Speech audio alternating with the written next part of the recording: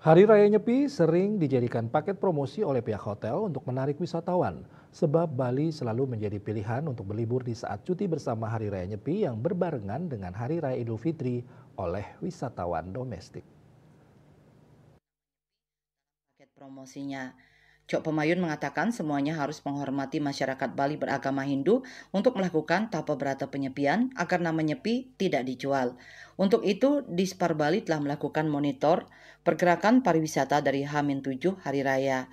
Ia memprediksi akan terjadi peningkatan wisdom berlibur ke Bali sebab harga tiket pesawat tidak mahal dan adanya tol Gending Python yang resmi dibuka pada 24 Maret 2024. Pihaknya berharap hal tersebut dapat meningkatkan kunjungan wisdom berwisata ke Pulau Dewata. Diungkapkan saat ini Bali masuk low season, namun yang membedakan terjadi penurunan kunjungan wisatawan ke Bali saat low season di 2025 ini jika dibandingkan pada tahun lalu. Ketika ditanya turunnya kunjungan wisatawan apakah disebabkan karena Bali sempat masuk ke rekomendasi tak layak dikunjungi, Cok menyangkal hal tersebut. Menurutnya, beberapa aspek yang mempengaruhi turunnya kunjungan wisatawan seperti masalah geopolitik perang antar negara tertentu.